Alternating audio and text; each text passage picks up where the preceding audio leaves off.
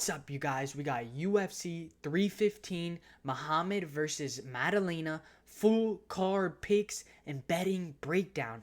And I'm excited for this week's card. There are a ton of great matchups that I am excited to break down for you guys. So let's go ahead and jump right into it with the first bout of the night being Katona versus Bekzat Almakhan. And the pick for me is going to be Bekzat Almakhan. Although coming off of the loss to Umar Nurmagomedov, he knocked him down in the first. Then he ended up getting dominated throughout the rest. But again, look at who he's facing. He's facing Umar Nurmagomedov, one of the highest ranked fighters in the division. One of the best fighters in the division. So it's no knock, no bad blood on the side of Bekzat. I feel like he faced a very talented fighter and he just got beat. But he is still a very talented and very skillful striker himself, or fighter himself. So I like the side of Bekzat. His striking is very fluid, it's very clean. He flows with his striking. I like his hand speed. I like his combinations up the middle. I like his ability to use that inside boxing, not to mention his kicks, very snappy, high and low, and not to mention he has a good grappling skill to fall back on if he has any trouble in the striking department, which I don't believe he'll have, because I do believe that he's at a speed advantage, at an explosive advantage over Katona, not to mention the reach advantage. So I feel like there's a lot of things favoring Bekzat, whereas Katona, yes, he's a two-time tough winner, but he doesn't really bring enough power in his striking. He has these peppering shots. He knows how to mix in his striking with his grappling really well, but I feel like Bekzat is going to be able to snub these takedowns, keep this on the feet, where I believe he has more punching power and he is more quicker and cleaner on the feet, I feel like. So I favor Bekzat. I do think that this is a big step down in competition for Bekzat, whereas Katona, this is a step up in competition. He's coming off of the loss to Matsumoto, which he did go toe-to-toe with Matsumoto, so it's not like Katona is a bum or a shitty fighter either. He's very good and he's very highly skilled and very technical. But I just feel like Bekzat is going to get the better of him. I think that striking-wise, he can land the bigger shots on the feet. He can really hurt Katona. Grappling-wise, I think he has the quicker transitions, trickier submissions, and I think he can snub the takedowns of Katona. So give me Bekzat Almakhan to beat Katona in a very tit-for-tat back-and-forth fight where I think Bekzat is going to get the better of him. And let's go ahead and move it to the odds for this fight, with Katona sitting at a plus 140, Bekzat Almakhan sitting at a negative 160. I like Bekzat. Like I said, he's at a speed and striking advantage, in my opinion. I think grappling is where Katona is going to want to try and take this, but I think Bekzat is the quicker transitioner, and I think that honestly he could snub takedowns if he wants. So I favor the side of Bekzat. Over 1.5 sitting at a negative 550, over 2.5 sitting at a negative 325. Obviously the odds makers agree with me. I think this fight goes the distance, and I think it's Bekzat getting the better of Katona in a very tit-for-tat back-and-forth war. And let's go ahead and run it to the next fight on this card in Daniel Santos versus Jeong Lee. And I hope I pronounced that right, but I am going with Lee to beat Daniel Santos. Santos is moving up in weight class. I feel like he isn't taking the fight game too seriously. He missed weight in his last fight. That's why I believe he is moving up. He's getting heavier. He's not on par with the weight. So that is just a red flag that I do want to bring up. And one of the reasons why I am going with Lee. Yes, Lee is coming off of the knockout loss to Hyder Emil, but I believe he learned something from this fight. I believe he learned not to stick in the pocket, not to slug it out, and to instead play his game, which is sticking on the outside, using that reach advantage to the best of his ability, getting the better of his opponents on the outside, using those kicks as well, and mixing it up to the head, to the body, to the midsection, just like he normally does. And if he can do that, I think he beats Daniel Santos. I also think he can mix in some key takedowns in some timely situations. So I favor Lee to get the better of Daniel Santos. Let's not forget Lee beat Blake Builder. Yes, he's not the greatest, but he also beat Yiza, who is a very tough, gritty opponent who has over 25 fights, and he was able to handle him. So I believe he's going to be able to handle the up and coming Willie Cat, or Daniel Santos rather, and I think he's going to do it phenomenally as long as he sticks to his game plan, doesn't try to strike and throw down and slug it out in the pocket. I think Jeong Lee walks away with the W. I think he's quicker. I think he's able to pick and choose his shots a lot smarter and be a lot quicker in the sense of entering and exiting the pocket without getting tagged. So I favor Lee to outstrike, outdog, and outwork a Daniel Santos, getting the better of him in a very close back and forth war where I just believe Lee is going to be the better fighter. And let's go ahead and look at the odds for this fight, with Daniel Santos sitting at a -105, Jeong Lee sitting at a -115. I like Jeong Lee, I'm telling you.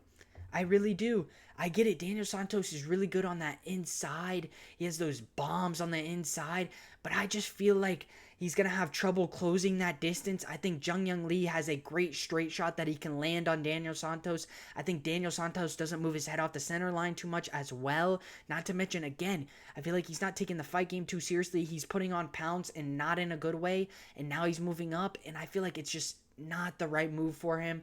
I think that it's going to favor the side of Jeong Lee, especially as this fight goes on. As the rounds go on, I'm favoring Jeong Lee. I think he's going to be able to outstrike, use that reach advantage to the best of his ability, maintain distance, find those shots on the outside, outstrike, outwork, and beat a Daniel Santos. Over 1.5 sitting at a -200, over 2.5 sitting at a +105. Obviously, the odds makers don't see it going the distance, and I feel like I kind of do. Like, I know they both have power, but again, they're both very tough. They both don't get knocked out. Yes, Jeong Lee just got knocked out against Hyder Emil, but I think he's going to play it smarter. I think that he's going to take less risk, be a little bit more tactical, be a little bit more technical, and pick and choose his shots. And I feel like a decision is on the loom. I think Jeong Lee via decision or via knockout is live. Give me Jeong Lee via decision. I think it's more than likely to happen over the knockout. And let's go ahead and run it to the next fight on this card in Marc-André Barriault versus Bruno Silva. And this fight is interesting for a couple of reasons. One, they are both on 3-fight losing streaks. Second, this is a battle of who is more washed, who does not have it anymore. That is literally what this matchup is. And if I'm going to be honest, I got to favor the side of Marc-André Barriault.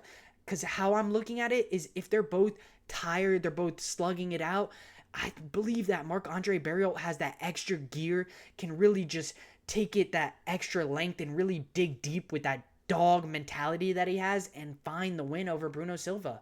I really do. I think it's going to be a very back and forth war where I see Marc-André Barriault using that pressure and that pace that he normally sets on his opponents to get the better of Bruno Silva, walking him down. I could see him even possibly using a little bit of grappling, though he tends to not really use the grappling and likes to just strike.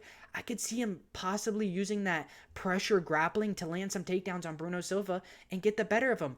Ultimately, I do still think that he's going to get the better of him in the striking department, being the quicker, more explosive fighter on the feet. Yes, he's taken a couple of knockout losses as of lately from Stolvis and then Joe Pyfer. But I mean, it's Pyfer. Stolvis, he caught him good and knocked him out, yes. But I just think Marc-André Barriault can be a little bit, how do I say it? A little bit pressure heavy and really close that gap where I feel like Bruno Silva likes to keep that distance, likes to strike from the outside, and that's how he gets the better of his opponents. Even though he's been looking a lot slower and a lot more clunky, I think that's where he wins this fight. I feel like Marc-André Barriault, with that pressure and that pace as he's coming forward, he's going to find those openings, he's going to land those big shots on the feet, and in those thus could open up those grappling exchanges. And I feel like I could see him landing some takedowns in the mix of his clinch battles, because I see some clinch battles happening, especially with the pressure and pace that Marc-André Barriault puts on his opponents. I could see him wearing down at Bruno Silva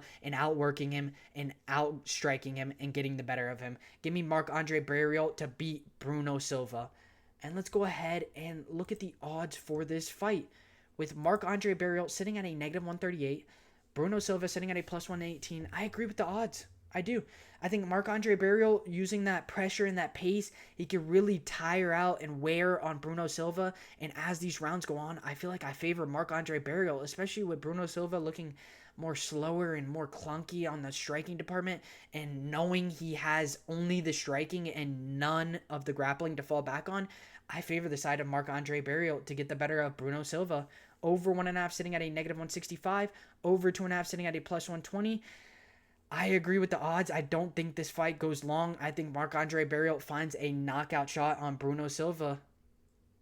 And let's go ahead and run it to the next fight on this card in Navajo Stirling versus Ivan Erslan. And this is another great matchup on this card, in which I am going with Navajo Stirling. He is coming off of the win over Tukos Tokos, then the win in Contender Series where he knocked out Philip Latu and looked good doing so. I like Navajo Stirling. I think he's very talented and very skillful, and I think he can beat Ivan Erslan. I think striking-wise, he has a good reach advantage. He mixes up his shots really well. He has fast hands. He has quick combinations, and he knows how to mix up his shots really, really well on the feet, to the head, to the body, to the legs. And I feel like he can do that to kind of hinder Ivan Erslan in terms of the grappling side of things. Hinder him and stop him from closing that distance to land those takedowns, which I believe is where Ivan Erslan is 100% going to take this. I think striking-wise, he is at a complete disadvantage. He is slower. He is more clunky on the feet. He does have that knockout power along with a lot of light heavyweights, but he doesn't really use it to the best of his ability. So I favor the side of Navajo Stirling standing up. I do believe Erslan is going to try and test the grappling of Navajo Stirling, but I believe it holds up. I think Stirling's grappling holds up. I think he snubs the takedowns. I think he keeps this on the feet where he has the striking advantage. And honestly, I think he knocks out Ivan Erslan. I really do. Ivan Erslan is going to be looking to grapple, but I think that he's going to run into a brick wall in Navajo Stirling. He might land a takedown, but I think majority of the takedowns are going to get snubbed, and he's going to get tagged trying to enter the pocket and land these takedowns on Navajo Stirling, especially with that loss to Ian Cutelaba. Not the greatest look. Yes, I know Cutelaba is a dog and a journeyman, like a gatekeeper rather, but I think Navajo Stirling is next up. I think he's very skillful, and I think he can beat Ivan Erslan and do it in devastating fashion. Give me Navajo Stirling to knock out Ivan Erslan. And let's go ahead and run it to the odds on this fight. With Navajo Stirling sitting at a negative 265, Ivan Erslan sitting at a plus 225. I like Navajo Stirling. Yes, there is a little bit of a suspect side to his grappling game, but I'm telling you, I think that his grappling will hold up. I think he snubs the takedown of Ivan Erslan. I think he keeps this on the feet where he has the advantage, and I think he outstrikes, outworks, and knocks out Ivan Erslan. Over 1.5 sitting at a negative 200. Over 2.5 is not showing up, so I can't tell you that. But I like the side of under 2.5. If you can find that, I think Navajo Stirling finds the shots on Ivan Erslan and knocks out Ivan Erslan. And let's go ahead and run it to the next fight on this card in Modestas Bukauskas versus Ian Cutelaba. And the pick for me is going to be Modestas Bukauskas. He is coming off of a nice knockout over Rafael Sequeira, and then the win over Prachnio where he submitted him. Yes, he has the loss to Petrino where he knocked him out, but Petrino is a good fighter. He just lacks with his fight IQ. He has nasty knockout power. If he hits you with a shot, you're going out. And that's what happened to Modestas Bukauskas. He hit him with the perfect shot. He went out. But don't get it twisted. Modestas Bukauskas is a very well-rounded, very kickboxing-esque type of fighter, and I feel like he can get the better of Cutelaba.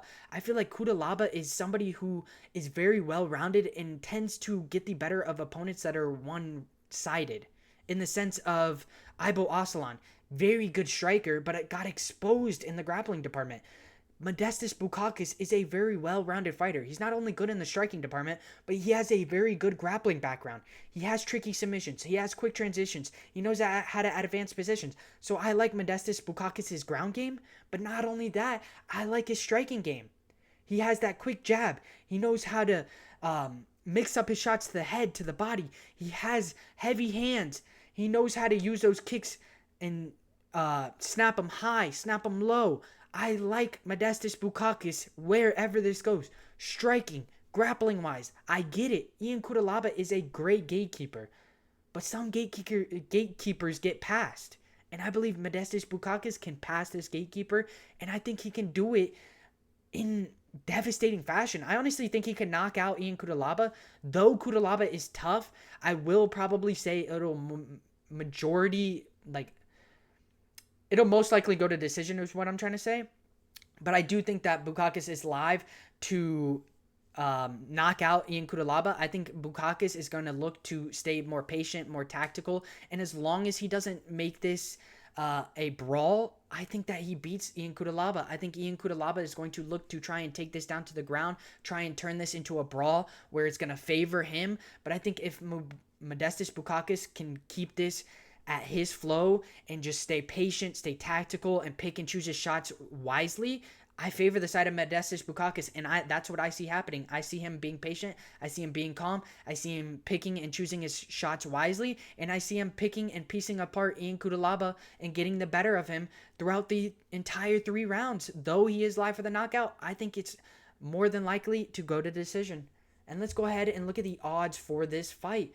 With Modestas Bukauskas sitting at a -105, Ian Cutelaba sitting at a -115. I mean, I agree with the odds. These are similar to what the Ibo Aslan fight was at for Ian Cutelaba. I agree.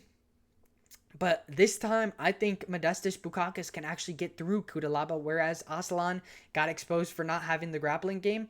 I think Bukauskas is well-rounded. I think he could strike. I think he can grapple. And I think he can get the better of Ian Cutelaba wherever this fight goes. Sitting at a -105, great value sitting at that -105 straight down the middle money line value.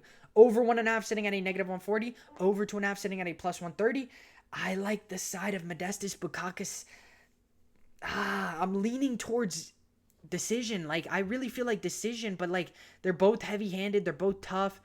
I'm going to go knockout. I think Modestas Bukauskas is going to do what Ibo Aslan couldn't do. And I'm going to say knockout. As much as I say more than likely for decision, because they're both tough, I'm going to go knockout. I think Bukauskas, I'm seeing it. I think Ian Cutelaba tries to turn this into a brawl, starts getting a little bit frustrated, starts leaving more openings for Bukauskas, and Bukauskas finding those nice counter shots on the inside, finds him, catches him, and knocks him out. Give me Modestas Bukauskas by knockout over Ian Cutelaba.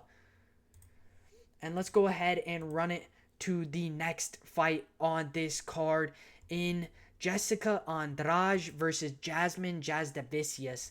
And this is another banger matchup in which I am going with Jasmine Jasudavicius.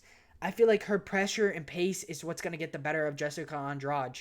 I think I could see her entering and exiting the pocket, finding takedowns, really just making this a very touchy-feely fight. I see her clinching a lot. I think Jasmine Jasudavicius is going to keep this in close, find those takedowns, take down Jessica Andrade, garner that control time, advance positions, and find a tricky submission. I honestly think Jasmine Jasudavicius is live for that tricky submission, though Jessica Andrade is very tricky and very tough and a veteran in the game. I think Jasmine Jasudavicius can get the better of her. I really do. I think grappling-wise, she's at a complete advantage. I think Jessica Andrade is not going to stop the onslaught of Jasmine Jasudavicius in terms of grappling. I think striking-wise, Jasudavicius brings a good skill set in that department with those quick hands, those crafty combinations, not to mention her ability to mix in her striking with her grappling and open those takedowns up. So I favor the side of Jasudavicius. I really do. I think along with her striking, her grappling is just as good, and I see her being able to put a pace and pressure that Jessica Andrade is not going to be able to keep up with. I think Jessica Andrade is going to look for those bombs on the inside, but I think Jasmine Jasudavicius is going to be smart. She's going to be calm, calculated. She's going to mix in her striking with her grappling, thus hiding the takedown and thus giving her the takedown, allowing her to garner that control time and allowing her to advance positions and possibly find the tricky submission over a tough, gritty veteran in Jessica Andrade. I mean, Jasudavicius is on an absolute tear, as you guys can see, with the win over Mayra Bueno Silva, Lipski, Klein, and then Cachoeira before that. All very, very good fighters, very highly skilled. So I favor the side of Jasudavicius. Yes, Jessica Andrade is very tough. She's very gritty. She's been in the game for a long time, but she hasn't been looking the best as of lately. She lost to Natália Silva. She has wins over Rodriguez, who just got absolutely dominated. And then the win over Mackenzie Dern, which isn't a bad look. But again, I just feel like Jessica Andrade is going to be outstruck here, outgrappled here. I think she's going to only be able to land big bombs and hope for a possible knockout. Other than that, I think Jasudavicius is going to be able to outstrike her, be able to outgrapple her, be able to take her down, garner control time, advance positions, and possibly land a tricky submission. Give me Jasudavicius to beat Jessica Andrade. And let's look at the odds for this fight with Jessica Andrade sitting at a plus 232. Jasudavicius sitting at a negative 272. I like Jasudavicius. I feel like she has a clear-cut grappling advantage. I think she's a lot better than Andrade on the ground. I think striking-wise, she can fare well with Andrade in the striking department with her quick hands and the crafty combinations. I think that she's going to get the better of Jessica Andrade in the grappling department and in the striking department. Give me Jasudavicius. Over 1.5 sitting at a negative 310. Over 2.5 sitting at a negative 150. I like the side of over. I think this goes the distance. I do think Jasudavicius is live for the submission, but ultimately I'm going with Jasudavicius to win via decision over Jessica Andrade. And let's go ahead and run it to the next banger in Mike Malott versus Charles Radke, and I love this matchup. Love this matchup. I was going back and forth on who to pick, but the pick for me is going to be Mike Malott. Mike Malott is coming off of the win over Trevin Giles, then the loss to Neil Magny, where he was beating him, but then ultimately wore himself out and ended up getting knocked out. Then you have the submission over Adam Fugit. Then you have the win over Johan Lenise. Something about Mike Malott is, yes, the competition isn't the greatest, but if you look on the other side, same thing for Charles Radke. The one thing I want to point out, between all these opponents, every single one of them had a huge striking advantage in the terms of having that reach advantage. They all had a good reach advantage over Mike Malott. Now he's in a fight where he has that reach advantage. He's a very technical striker with very good kicks, with very good combinations, and he knows how to set up his shots really, really well. And I feel like that is what's going to play here. I really do. I see Mike Malott using those body kicks to eat away at the midsection of Charles Radke. I see him mixing in some takedowns in the mix of his striking because he is very well-rounded. And I feel like he could land some takedowns on Charles Radke. I feel like a lot of people are sleeping on the submission side of Mike Malott. He has very good grappling. Yes, Charles Radke is a dog. Yes, he's tough. Yes, he's strong. But his grappling game really hasn't been tested that much. So I feel like Mike Malott can outstrike him. I feel like he can get the better of him on that outside striking range. And then also in the inside, I think he can land some nice hooks and land some nice key takedowns in some timely situations. So give me Mike Malott to beat Charles Radke. I get Charles Radke is a powerhouse. He has some nasty knockout power as seen against Semselberger, as seen against Gilbert Urbina, and then as seen against one other person that I can't remember. But either way, Charles Radke has very good knockout power, but again, his opponents aren't the best. Gilbert Urbina, trash. Matthew Semselberger, trash. Trevin Giles on the other side, mediocre, but honestly, trash. Adam Fugit, mediocre. So both of these opponents really haven't faced the best. To be completely honest, I'm just favoring Mike Malott because I feel like as long as he keeps his technical and as long as he doesn't try to slug it out in the pocket, I think he gets the better of Charles Radke. I think he can land those body shots where Prates got the technical knockout due to a knee to the body. I think Mike Malott can throw those kicks to the midsection, like I said, eat away at that midsection, throw it high, land it to the head of Charles Radke, which Matthew Semselberger did early in that fight. Yes, it didn't tag him, but again, Matthew Semselberger to Mike Malott. Kicks are a lot different between those two. So I favor the side of Mike Malott to use his kicks to eat away at the midsection and throw them also high to possibly land it high on Charles Radke. I also favor Mike Malott to take this down to the ground every once in a while. I think he's going to do a very good job of mixing in the martial arts.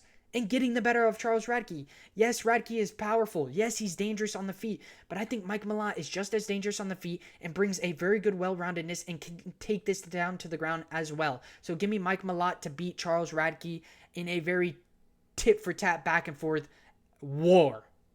And let's go ahead and look at the odds for this fight. With Mike Malott sitting at a -192, Charles Radke sitting at a +167. I like the side of Mike Malott. Like I said, those legs, I feel like he's going to eat away at that midsection of Charles Radke. I see him landing some knees as well. I see him possibly even taking this down to the ground where I believe he has the advantage. So I favor Mike Malott. Over 1.5 sitting at a -175. Over 2.5 sitting at a +135. Obviously, I would stick away from the rounds. This one is a absolute banger. This is going to be a crazy tit-for-tat fight where this could possibly be fight of the night, in which I am going with Mike Malott to get the better of Charles Radke. And let's go ahead and run it to the next fight on this card in what is the main card opener between BSD and Kyle Prepolec. And the pick for me has got to be BSD. I think that this is a perfect matchup to come back off of these two losses. One to Moicano where he got dusted, and then the one to Dustin Poirier where he got dusted as well, getting knocked out by both. I think that this is a perfect matchup where BSD can show off his skills against a really, honestly, skillful fighter in Kyle Prepolec. Prepolec is coming off of 3 wins. Obviously, this is his UFC debut. He's taking it short notice because of the injury of Joel Alvarez. So just that is something to take in mind. He has taken this on short notice, but he has faced some relatively decent opponents. Obviously, 25-29 Gustavo, 11-6 Josh Henry, where he knocked him out via head kick. Marco Antonio, listen, this guy is not bad, don't get me wrong, but I just don't believe he's at BSD's level. I think BSD is a good fighter. Yes, he ran into some really good, skillful fighters in Moicano and Dustin Poirier, but now you're going to set him up with somebody who's making their debut in the UFC, going against cans as well, not even good ranked fighters. I'm going with BSD. I think he's going to show off and show out. I think his striking is a lot better. I think his grappling is still good. Yes, everybody wants to write him off in terms of grappling because he got absolutely worked by none other than Renato Moicano. But he still has really good grappling. He still has really good hands. He has knockout power. He has crafty combinations. He knows how to mix it up really, really well with his striking and grappling. So I like BSD. I think that he could outstrike Kyle Prepolec. I think that he could set up his shots, land a big shot on the feet, especially that overhand right. I like BSD in terms of just picking and piecing apart Kyle Prepolec. I really feel as though this is a huge step down in competition for BSD, and I think he's going to thrive, and I think he's going to absolutely work and destroy Kyle Prepolec. I think he's going to end this devastatingly. I really do. I get it. BSD has these nasty losses in the past too, but if you look at who they are too, they are two the best of the best in the division. Now you're giving him somebody who's debuting, who is going up against mainly cans and nobody that's at the level of BSD. So give me BSD to absolutely run through Kyle Prepolec. And let's go ahead and look at the odds for this fight with BSD sitting at a -1200, Kyle Prepolec sitting at a +750. I agree with the odds. I mean, I get it. They're massively wide, but dude, BSD is going up against the top 10 in the UFC, and then you're giving him somebody who's debuting in the UFC who isn't facing like named opponents in other organizations. You gotta favor the side of BSD. He's gonna absolutely run through this kid. So give me BSD to absolutely murk and wipe Kyle Prepolec off the canvas. Over 1.5 sitting at a +165. Under 1.5 sitting at a -205. Give me under 1.5. Give me BSD to knock out Kyle Prepolec. And let's go ahead and run it to the next fight on this main card in Alexa Grasso versus Natália Silva. Ooh, man, this is another good matchup where I was going back and forth, but the pick has got to be Natália Silva. Man, she is just too good on the feet. Her striking flow and her fluidity and her shots are just so clean, so crisp, and so so nice. I mean, I don't know. Natália Silva just has me hyped with her striking. She has phenomenal striking abilities, even better counter striking abilities. I like Natália Silva on the feet. I think she's going to absolutely work Alexa Grasso on the feet. In terms of grappling, she has really, really good defensive grappling, snubbed a lot of her opponents' grappling attempts and kept it on the feet, where she ultimately normally always has that advantage, in which she does have that advantage here. I believe that she's going to outstrike Alexa Grasso. I believe that she's going to use her grappling to defensively keep this on the feet, where she has the striking advantage in terms of speed, in terms of explosiveness. I favor all on the side of Natália Silva. She also brings those leg kicks, which are really good and very snappy to the high and to the low sides of her opponents. So I like the side of Natália Silva. She's coming off of the win over Jessica Andrade, the win over Araujo, and then the win over Andrea Lee, which Andrea Lee is kind of mediocre. But either way, she has some very good wins over some really good opponents. And then on the other side of it, Alexa Grasso, former champ, absolute savage, coming off of the loss to Shevchenko, where she got outgrappled and outstruck as well. But ultimately, it was just the side of outgrappling. But Alexa Grasso is tough. She's gritty. She's got that Mexican grit. She's very, very skillful in terms of striking, in terms of grappling. But ultimately, I think that Alexa Grasso is normally using her hands a lot more. But here, she's not going to be able to. I think that she's going to be mainly looking to grapple because of the fact that I think that Natália Silva is way better with her striking. She's way cleaner at entering and exiting the pocket. She has way better lateral movement. She's able to connect a lot cleaner with her opponents. I feel like Natália Silva is a very, very good kickboxer and very, very skilled. I'm favoring the side of Natália Silva. I really am. I think she's quicker, more explosive, and is going to be able to close that gap against Alexa Grasso and find those shots. So give me Natália Silva to get the better of a tough, gritty veteran in Alexa Grasso. And let's go ahead and look at the odds for this fight, with Alexa Grasso sitting at a plus 205, Natália sitting at a negative 240, which I'm honestly kind of surprised that the odds are this wide. I feel like they should be a little bit closer. I mean, Alexa Grasso is nobody to sleep on. She still, I believe, has a path to victory. I think it's just going to take a little bit more grappling than she's used to. But, like I said, I'm favoring the side of Silva. I think that she's going to snub the takedowns, use her grappling to defensively keep this on the feet, where she has that advantage, outstrike, outwork, and outdog a tough, gritty veteran in Alexa Grasso. It's just Natália Silva is just too clean, too quick, and too fluid with her striking, man. It's honestly very, very impressive. Over 1.5 sitting at a negative 900. Over 2.5 sitting at a negative 415. I like the side of over, and I think it's Natália outworking, outstriking, and picking apart Alexa Grasso over the 3 rounds. And let's go ahead and run it to the next fight on this main card in José Aldo versus Aiemann Zahabi. And man, oh man, the pick has got to be José Aldo. There's no other way to go about this. José Aldo, you could say whatever you want, but you cannot say he is getting slower. You cannot say he is getting clunkier. You cannot say he is getting worse. If anything, he is still looking as good as ever. His fight against Mario Batista, I don't care what anybody says. In my opinion, I think he beat Mario Batista, and he also took out Jonathan Martinez before that. I like José Batista. José Aldo, I mean. José Aldo is a very, very talented fighter. He has very good striking. He's very quick with his hands. He has nasty combinations. He knows how to mix it up on the feet very, very well. Not to mention, he brings a very good grappling game as well. I like the side of José Aldo. As much as his age is going up, his skill level is not going down. So I favor the side of José Aldo. This is a step down in competition for José Aldo and a huge step up in competition for Zahabi. Zahabi is coming off of the win over Pedro Munoz, who was definitely at the later end of his career and looking a lot worse. And then you have the win over Bashra, who got absolutely exposed by Simone and knocked out. And then you have the win over Ari Lang, who got exposed, or not really exposed, but lost to Raul Rojas as well. So, I mean, Aiemann Zahabi is good. Don't get me wrong. He's talented. It's just I feel like he's going to be at a striking disadvantage. I feel like Jose Aldo, though being older, is going to be a lot quicker, a lot more explosive. Not to mention, I feel like he's going to be able to enter and exit the pocket against Aiemann Zahabi.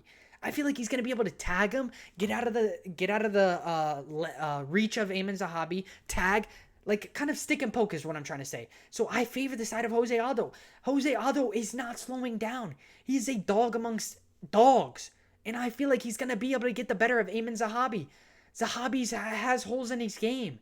He doesn't really move his head off the center line. Sometimes he tends to get slower as the rounds go on. And I feel like Jose Aldo, knowing the game, putting that pace, putting that pressure, and really just wearing on him, I feel like Jose Aldo is going to get the better of him.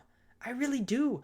I feel like Jose Aldo isn't slowing down one bit, and I feel like this is a great matchup where I believe he's going to get the better of Zahabi. He got the better of Batista. He did. So I feel like he could get the better of Zahabi, and I feel like he is going to get the better of Zahabi. So give me Jose Aldo to beat Aiemann Zahabi in a back-and-forth war where I believe Aldo is going to be able to outstrike, outwork, and outdog Aiemann Zahabi. And let's go ahead and look at the fight odds on this fight. With Jose Aldo sitting at a -212, Aiemann Zahabi sitting at a +182. I agree with the odds. Step up in competition for Aiemann Zahabi, step down in competition for Aldo. I thought he beat Batista, and if I think he could beat him, and if I thought he beat him, I think he beats Zahabi. I really do. I don't see any problems that are presented on the side of Zahabi. I think Jose Aldo will be able to completely control Zahabi, be able to outstrike him, be the quicker, more explosive fighter. Not to mention he has the grappling in his tool bag if he needs to. So I favor Jose Aldo to outstrike and outwork Aiemann Zahabi. Over 1.5 sitting at a -900. Over 2.5 sitting at a -370. I like Jose Aldo. I think he beats Aiemann Zahabi, and I think Aiemann Zahabi might possibly look to take this down to the ground, but I favor the side of Jose Aldo to get the better of Aiemann Zahabi wherever this fight goes. And let's go ahead and run it to the next fight on this card, which is the co-main event of the evening in Valentina Shevchenko versus Manon Fiorot.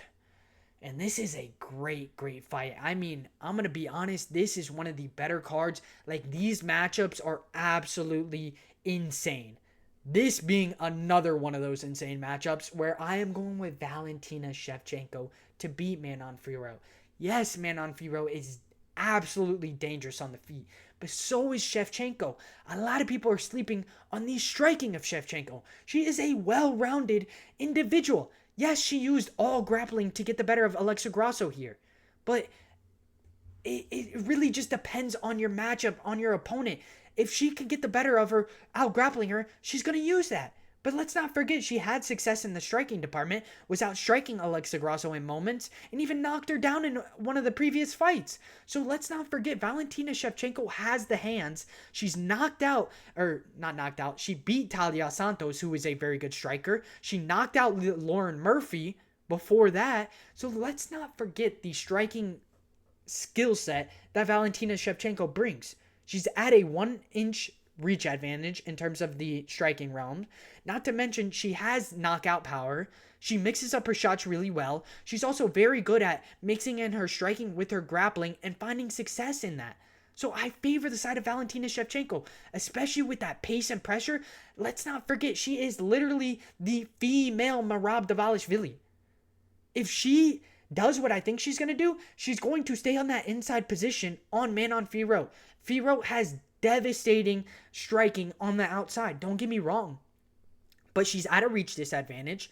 Not to mention, Valentina Shevchenko can play this inside. She can use more of the clinch. She can use more of that dirty type of brawl type of style to really not let Manon Fiorot get any type of distance, which is where I feel like Manon Fiorot is going to want this fight. Manon Fiorot is going to want that distance. She's going to want to be able to strike from the outside. Even though she's at a reach disadvantage, that's where she shines.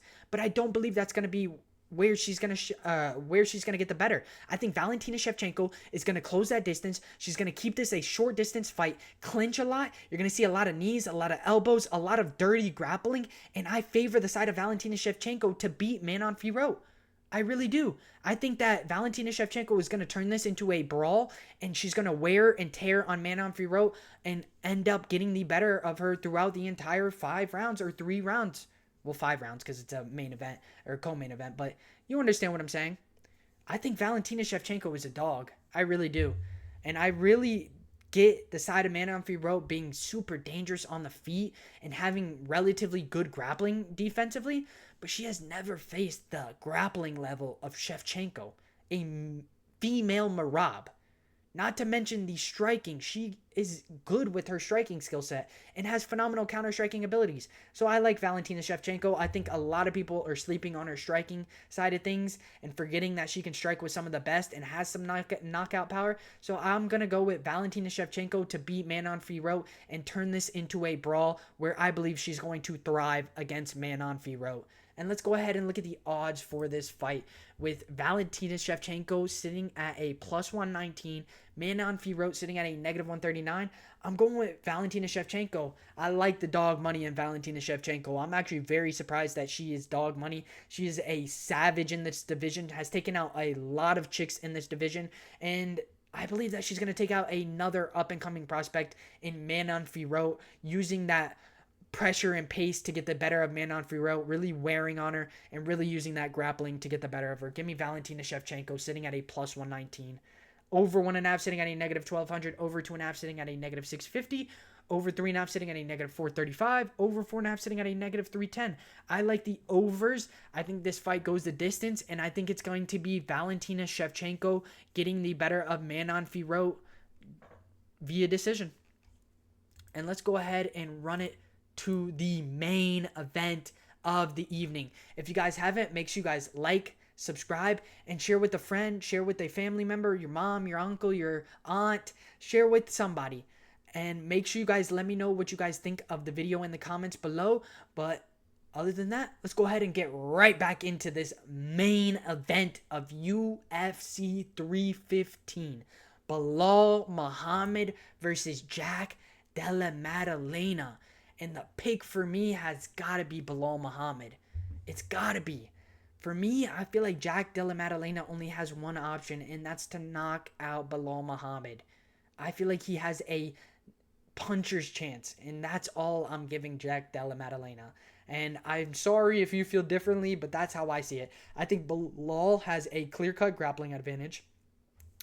Jack Della Maddalena has been taken down previously and has shown a little bit of a weakness on that grappling side. And now you're giving him one of the better grapplers, or one of the best grapplers in the division, in Belal Muhammad, who has an insane cardio, an insane pace, and insane pressure that he puts on his opponents. I gotta favor the side of Belal Muhammad.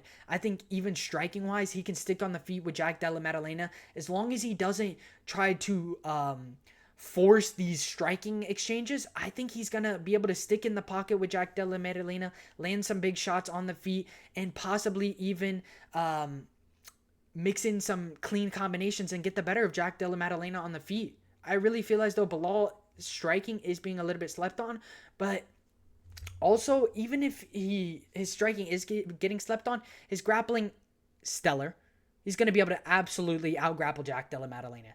I don't see Maddalena being able to fend off these takedowns. Maybe he'll fend off a couple, but with the relentless pressure and pace that Belal Muhammad brings, he's going to find the takedowns. He's going to garner control time, and he's going to advance positions. I like the side of Belal Muhammad. I think Belal is going to use the striking to open up the grappling side of things, find the takedowns, take down Jack Della Maddalena, land some nice ground and pound, and even garner some control time. So give me Belal Muhammad to outwork, outstrike, and beat Jack Della Maddalena, who is on a phenomenal winning streak, beating Burns by knockout after breaking his hand, and then beating Kevin Holland before that, beating Basayo Hafez before that. But honestly, if you look at it, the run wasn't the greatest. It's not like he's versed anybody with great grappling skills. Brown loves to strike on the feet. Basayo Hafez loves to strike on the feet. Powerhouse. Kevin Holland. Mix of both, I'll give you that. He likes to grapple and strike, but mainly he likes to strike on the feet. Then you have Gilbert Burns. Same thing. He likes to grapple and strike, but he's mainly a striker. He kind of tested Maddalena's grappling game, but again, I favor the side of Belal to be able to take this down to the ground, be able to get the advantage in terms of grappling wise, and even find some success in the striking department, outstriking Jack Della Maddalena and finding openings to eventually take this to where he has the ultimate advantage, and that's the grappling department. So give me Belal Muhammad to beat Jack Della Maddalena. And let's look at the odds for this fight with Belal Muhammad sitting at a -185, Jack Della Maddalena sitting at a +160. I like Belal. With the clear-cut grappling advantage, I got to favor the side of Belal. With the striking advantage going to Jack Della Maddalena, I still believe that Belal will be able to strike on the feet with Jack Della Maddalena as long as he doesn't try to overly be aggressive and try to overly push these striking exchanges. I favor Belal to not only outstrike Jack Della Maddalena, but also find some takedowns and out-grapple Jack Della Maddalena on the feet and in the grappling department. Over 1.5 sitting at a -700. Over 2.5 sitting at a -400. Over 3.5 sitting at a -250. I like the side of over in this fight. Over 2.5 looking money to me. I think this fight goes a little bit further. I think Belal could be looking for a technical knockout, maybe getting the takedown and then working some ground and pound on Jack Della Maddalena. I feel like Belal could end it within 4, or not within 4, but I feel like he's going to end it within the 3rd or 4th round. I don't know. I really feel as though as these rounds go on, they're going to favor Belal. He's going to find easier takedowns as the rounds go on. So I'm thinking a late round submission possibly is live for Belal, late round technical knockout. I think Belal could possibly end it in the 4th or 5th round. So give me Belal to beat Jack Della Maddalena in a very back and forth tit for tat warfare where I just believe Belal Muhammad is a way better fighter than Jack Della Maddalena. And if you guys haven't, make sure you guys hit that like and subscribe button and let me know what you guys think of the video in the comments. And I'll catch you guys in the next one. Peace.